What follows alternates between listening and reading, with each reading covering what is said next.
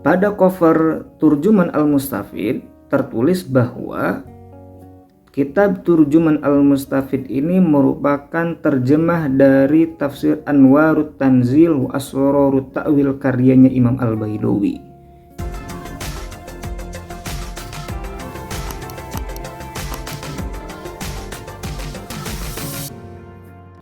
Assalamualaikum warahmatullahi wabarakatuh. Alhamdulillahirabbil alamin wassalatu wassalamu ala sayyidina Muhammadin wa ala alihi wa sahbihi ajma'in, amma ba'du. Pada video kali ini saya akan membahas tentang tafsir pertama di Nusantara. Sebelum membahas tafsir pertama di Nusantara, mari kita ulas bagaimana sejarah masuknya Islam ke wilayah Nusantara. Ada beberapa teori yang menyebutkan bagaimana Islam masuk ke wilayah Nusantara. Teori pertama yaitu teori India atau Gujarat, menyebutkan bahwa Islam masuk ke wilayah Nusantara pada abad ke-13 Masehi.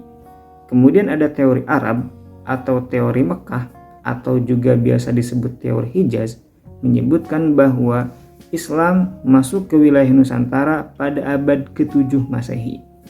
Berikutnya ada teori Persia yang menyebutkan bahwa Islam masuk ke wilayah Nusantara pada abad ke-13 Masehi, dan berikutnya ada pula yang menyebutkan bahwa Islam masuk ke wilayah Nusantara pada abad ke-9 Masehi. Yang ini merupakan teori dari Cina.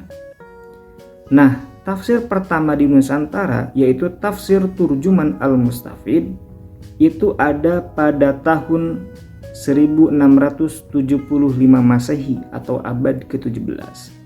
Jika kita mengambil sejarah masuknya Islam ke Nusantara mulai dari abad ke-13 Masehi, berarti ada beberapa abad tanpa bisa dibuktikan sejarah penafsiran Al-Quran. Tetapi pada abad ke-16 ditemukan manuskrip surat Al-Kahfi ayat ke-9, tidak diketahui penulisnya begitu. Kemudian dibawa oleh seorang Belanda, dibawa ke Belanda, kemudian sekarang menjadi salah satu koleksi di perpustakaan Cambridge University begitu. Nah, tafsir Turjuman Al-Mustafid ditulis oleh Abdul Rauf As-Singkili atau nama lengkapnya adalah Abdul Rauf bin Ali Al-Jawi Al-Fansuri As-Singkili.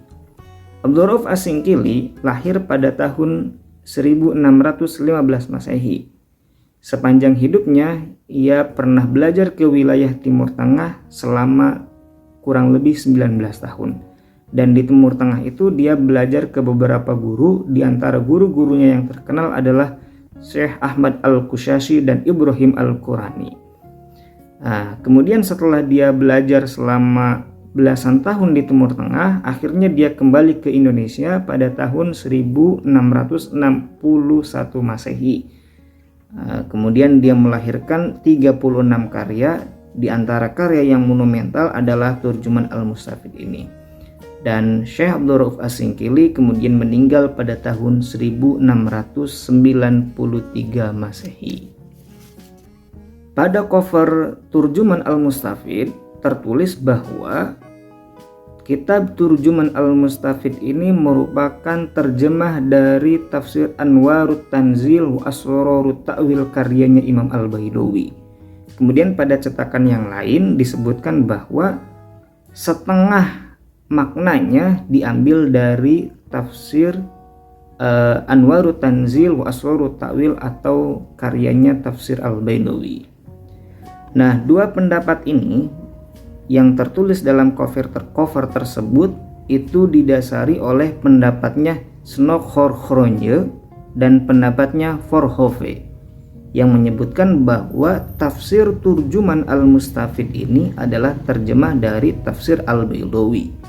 Kendati demikian, Voorhoeve kemudian merevisi penelitiannya itu. Dia menyebutkan bahwa tafsir Turjuman Al-Mustafid merujuk pada tafsir-tafsir berbahasa Arab. Kemudian ada penelitian yang dilakukan oleh Arifi Rahman. Dia meneliti surat Al-Fatihah sampai dengan akhir surat Al-Baqarah, menyebutkan bahwa rujukan tafsir Turjuman al-Mustafid diantaranya adalah tafsir Al-Bailawi, tafsir Khazin, tafsir Jalalain, dan beberapa kitab tafsir berbahasa Arab lainnya. Jika kita melihat beberapa penelitian tersebut, artinya Turjuman al-Mustafid bukan terjemah dari salah satu kitab tafsir, tetapi Syekh Abdul Rauf As-Singkili mengutip beberapa tafsir dari berbahasa Arab. Kalaupun Turjuman al-Mustafid ini adalah terjemah dari salah satu kitab tafsir berbahasa Arab, katakan saja tafsir Anwarut Tanzil wa Asrarul Ta'wil karyanya Imam Al-Bailawi, maka kitab tafsir Turjuman al-Mustafid sebagai kitab tafsir pertama yang lengkap ditulis dengan bahasa Melayu harus kita apresiasi.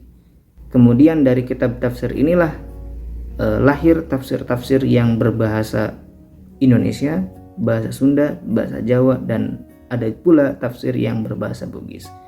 Mudah-mudahan bermanfaat. Assalamualaikum warahmatullahi wabarakatuh.